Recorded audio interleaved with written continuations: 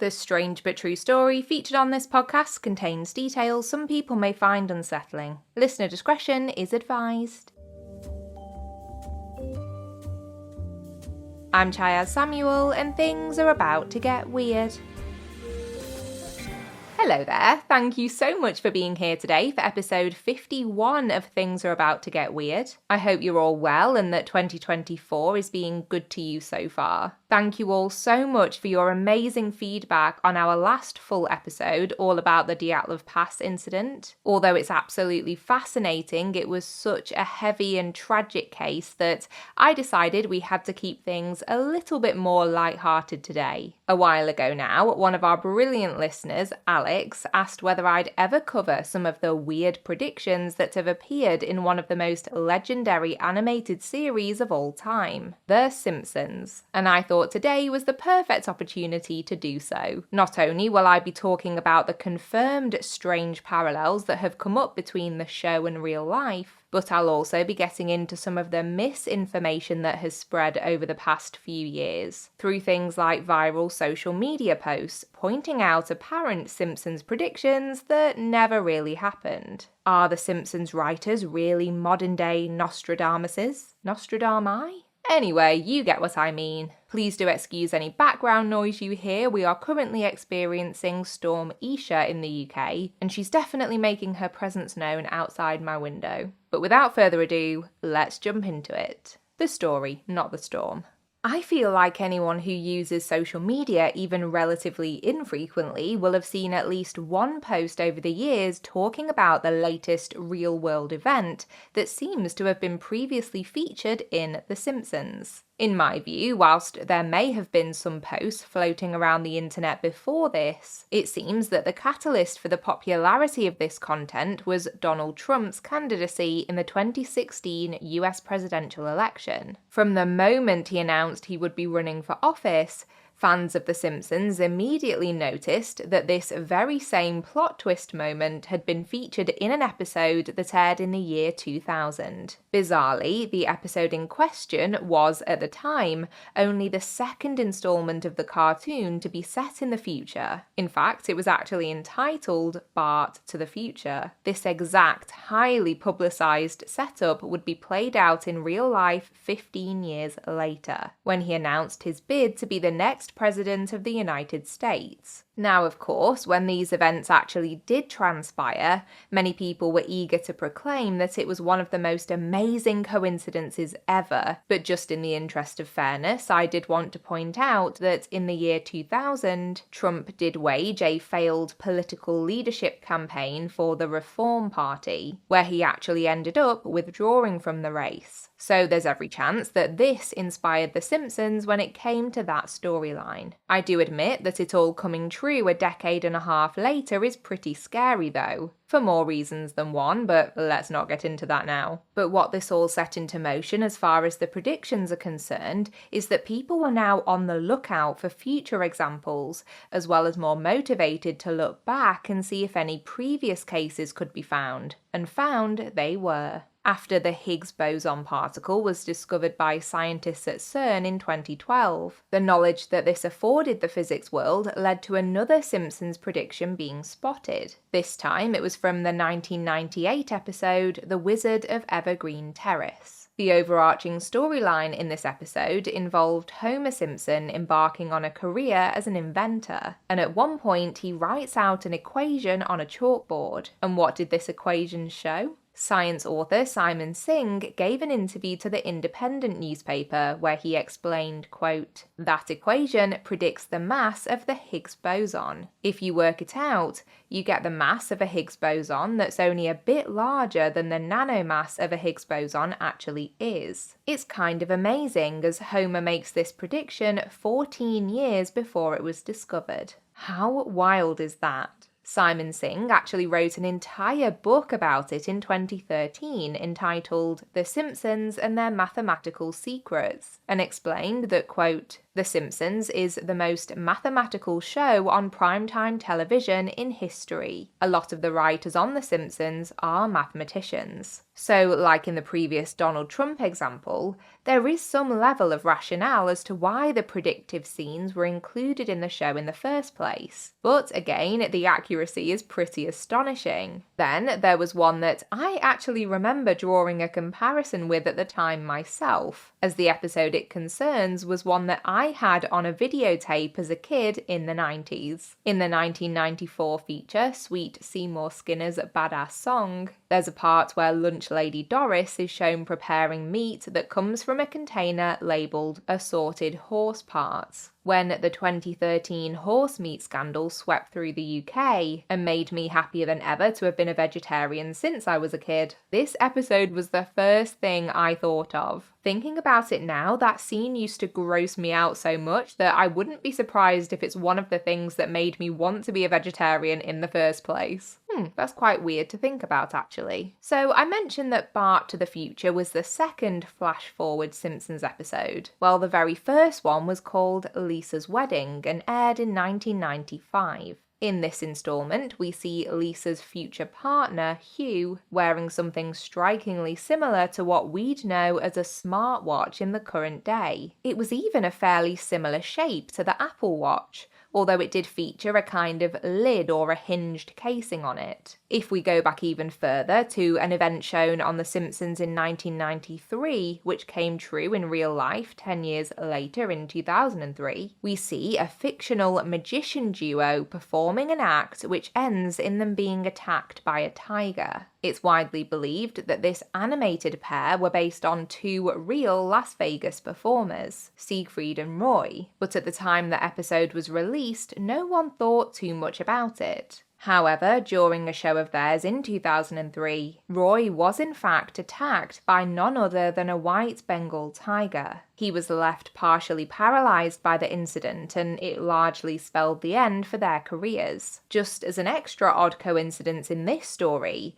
the attack, which could have easily ended Roy's life had the tiger not been enticed away from him after already causing some significant damage, happened on his birthday, the 3rd of October. Just to put anyone's mind at rest, the tiger involved was not euthanized afterwards. Roy actually made sure that he wasn't. Despite everything, he still loved the animal. After all, the tiger was only behaving like the wild animal that he was, and many would argue that he shouldn't have been used in the show in the first place. Very, very strange. Anyway, just a year after the tiger attack scene in 1994, the Simpsons episode Lisa on Ice appeared to predict the advent of autocorrect of all things. I think this one is so specific and so weird. So in the early 90s, Apple released a product called the Newton, which was kind of like a handheld digital assistant, if you will. In this episode, it shows two of the Springfield elementary school bullies using the device to try and make a note to, quote, beat up Martin. But instead of accurately recording the message, it instead corrects it to eat up Martha. When Apple eventually released their autocorrect feature in 2007, it became an almost instant running joke that messages would be constantly ruined by it, with meanings being changed entirely, sometimes with embarrassing consequences. I'm sure we've all been there, it's okay. An article by Time magazine actually references comments made by Apple's former director of engineering for iOS applications, who confirmed that this Simpsons episode link hadn't gone unnoticed. He said, quote, "If you heard people talking and they used the words eat up Martha,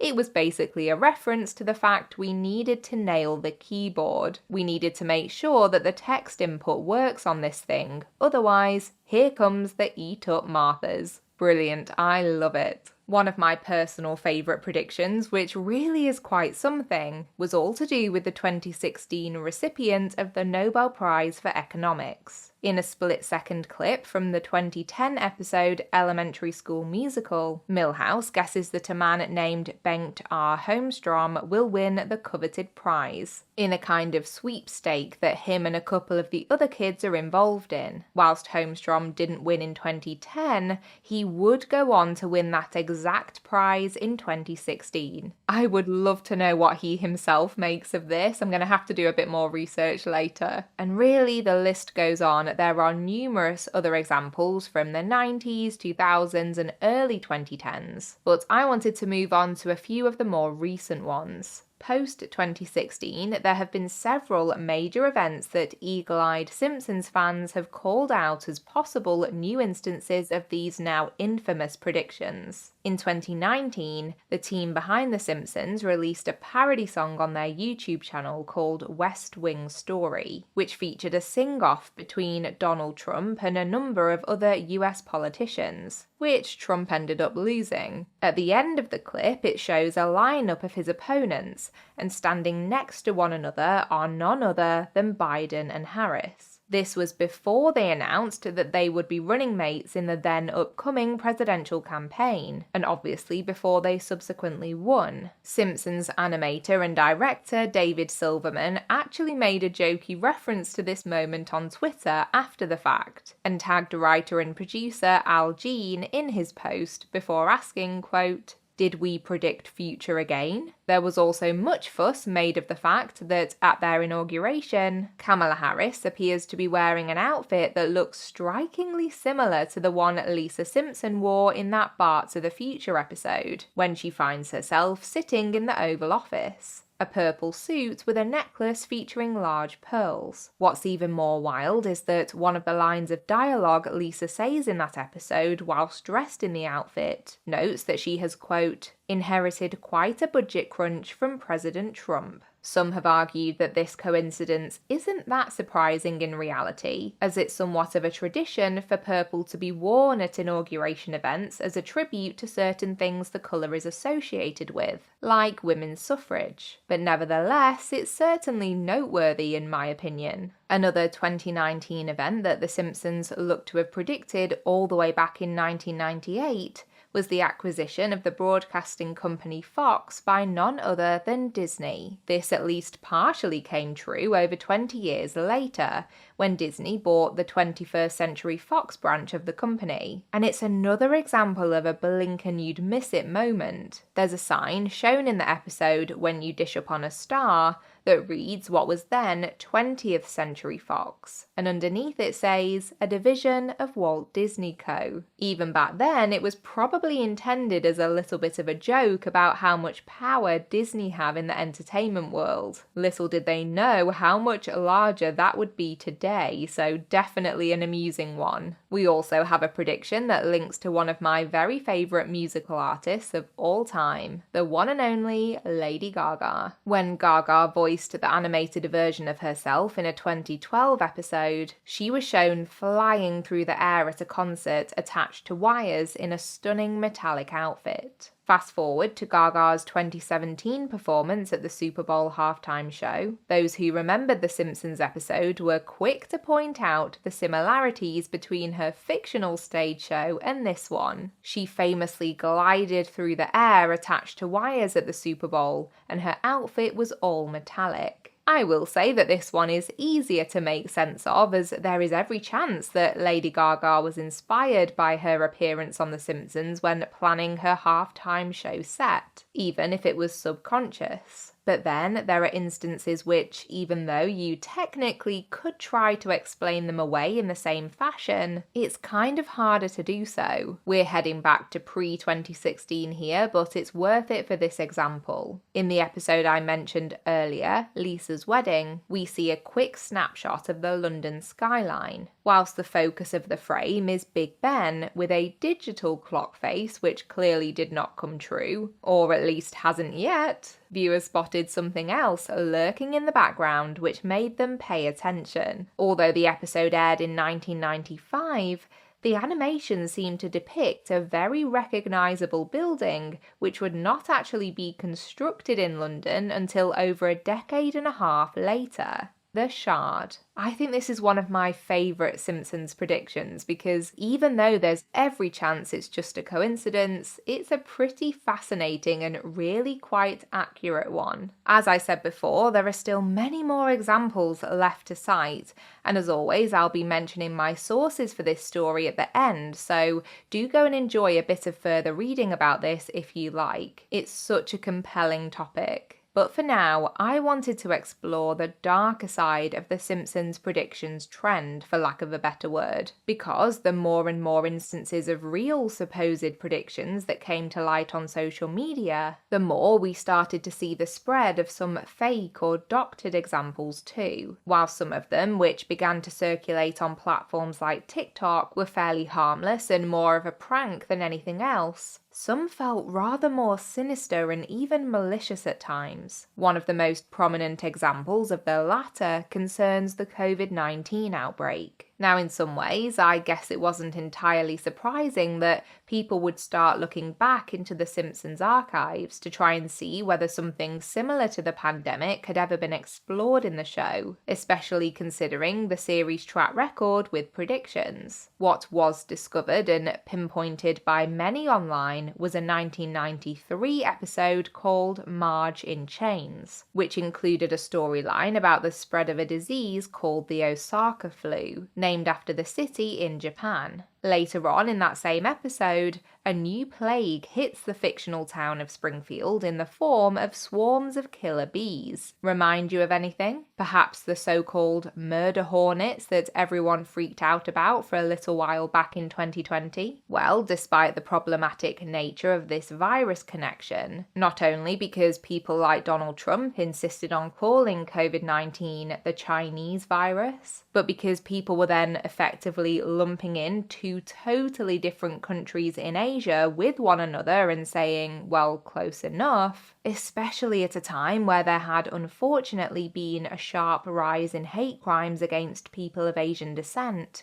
This new comparison between the Simpsons episode and real life began to gain traction, but yet another problem with this example was about to emerge. Before long, a new element had been added to this supposedly new Simpsons prediction. A screenshot of the news anchor from the show, Kent Brockman, reading a report with a screen behind him. And what was written on the screen? Coronavirus. Together with this snippet, we saw 3 stills from the Marge in Chains episode depicting the virus being spread, originating from factory workers of Asian descent no less, and the posts about this spread rapidly around social media. The thing is, that news anchor scene with coronavirus written out in a creepy font never existed. The original image was actually from a 2010 episode of the cartoon and originally only showed the text visible beneath the words coronavirus on the altered image. It actually said Apocalypse Meow and had a picture of a cat. But as we know,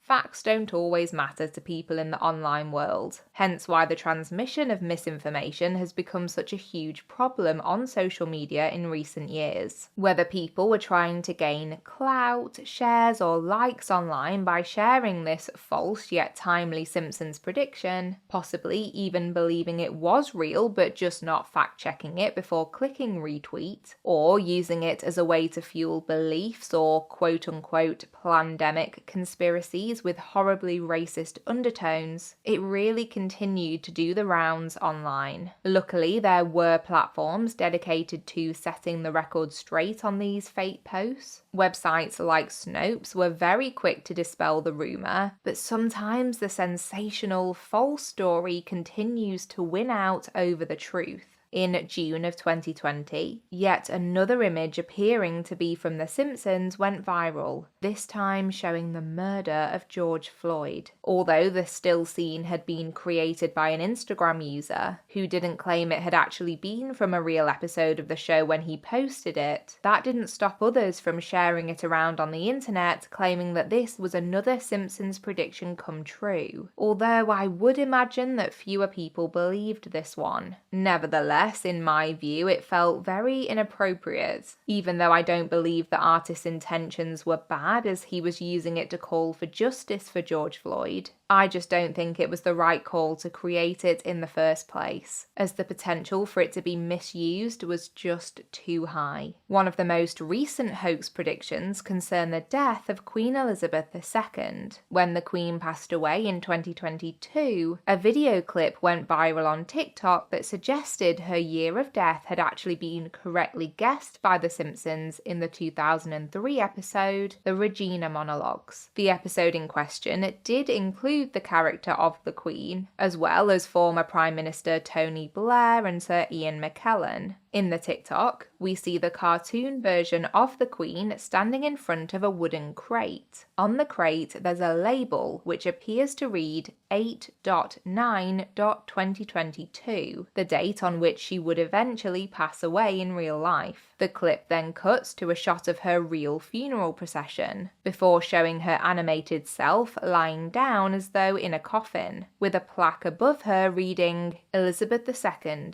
1926 to 2022. The clip was posted by an account which, at the time of me recording this, has 1.9 million followers and tends to post these very conspiracy theory-centered videos, often with hashtags like Illuminati. This hoax Simpsons video currently has over 29 million views. 29 million, that's just wild. And the comments seem to be fairly 50-50, with lots of people calling the video out for being doctored, but many others seeming to still believe it's true. I think it goes without me saying at this point, but neither scene was accurate. In the first clip, the sticker on the crate was never actually present, and the coffin scene was totally fake. In fact, many people believe that it was created from the same template as a hoax post that was made showing the Simpsons version of Donald Trump lying in a coffin. This image was also shared on social media, with users asking, did the Simpsons already predict Trump's death?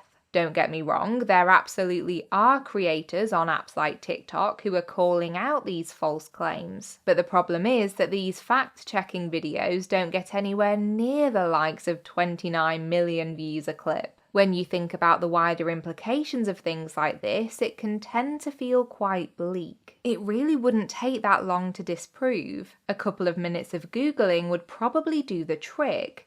But especially on platforms like TikTok, it's so easy to view something, take it at face value, leave a comment, maybe even share it with someone else in just a click or two, then scroll on to the next video and forget about it. But the consequence of that happening over and over again is that we suddenly have a video sitting at 29 million views, and it contains completely false information. In this specific context about the Queen's year of death, maybe the ramifications aren't severe, but it could easily be about something else, a contentious political issue or divisive current event. And when you think of it like that, it starts to become a bit more concerning. This could just be the journalist in me talking. I'm sure some people would argue that I'm overthinking this, but I think it's worth giving some thought to. So, after all of the information I've presented to you today, what do I make of it all? I kind of have two trains of thought, to be honest. Firstly, as many before me have pointed out, when the debate about the psychic nature of the Simpsons predictions pops up, this show has been running for nearly 35 years. It's older than me. At the time I'm recording this, there have been 760 episodes,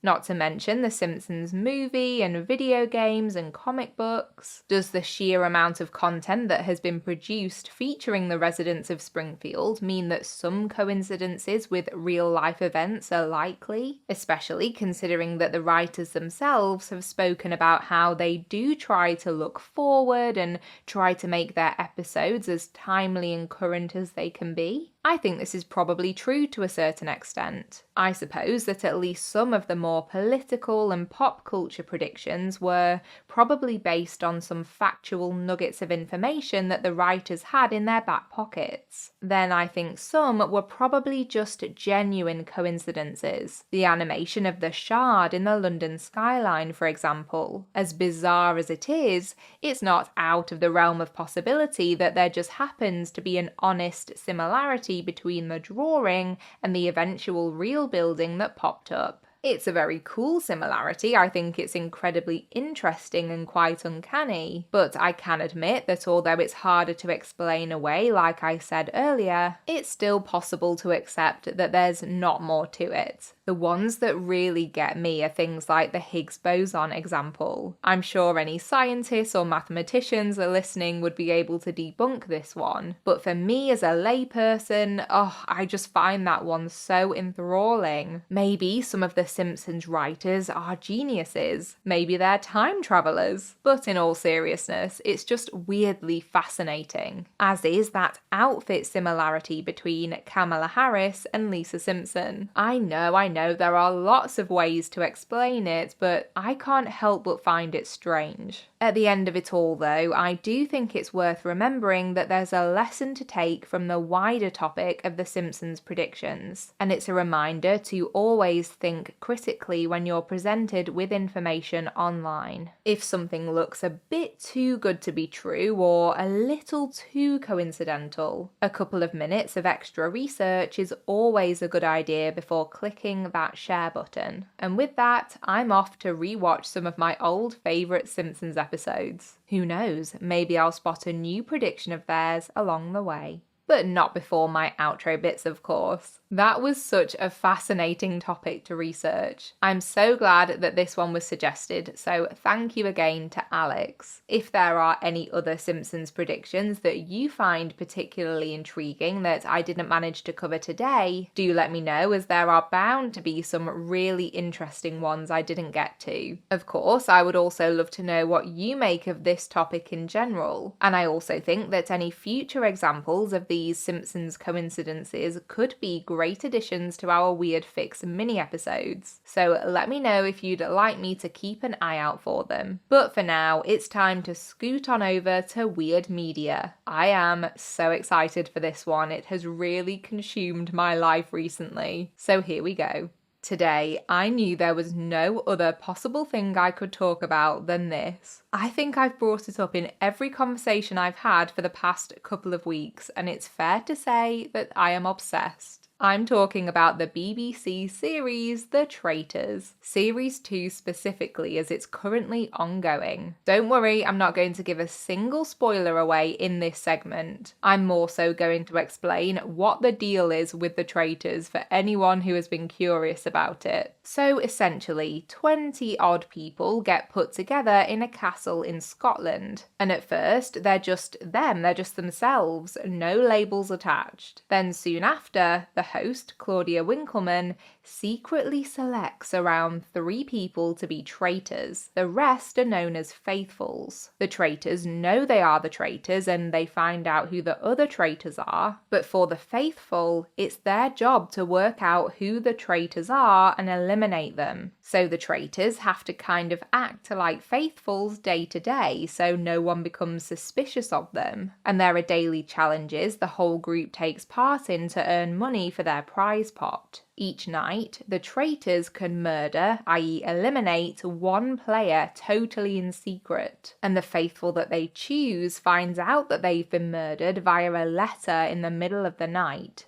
Every evening before this murder happens, the entire group also sit around a big round table, and they each have to nominate someone they've become suspicious of and accuse them of being a traitor. Traitor or not, whoever receives the most votes each night is eliminated, and they reveal their true position in the game just before they leave. The ultimate objective is for the final faithful standing to have eliminated all traitors before the final day, as in that instance they will split the prize money between them. But at the very end, if even one traitor remains, say for example there are 2 faithful and 1 traitor in the finale, the traitor takes all the money. I know all of that might sound quite confusing, but when you watch the show, it makes total sense. And the reason it's so fascinating is because it feels like an enormous social and even psychological experiment. It's like a study in human behavior and deception and moral boundaries. And I am completely hooked. Is anyone else? Please let me know if you're with me, because I could talk about it all day. I already know that when it ends, I'm going to be counting down the months and weeks until it's back on our screens.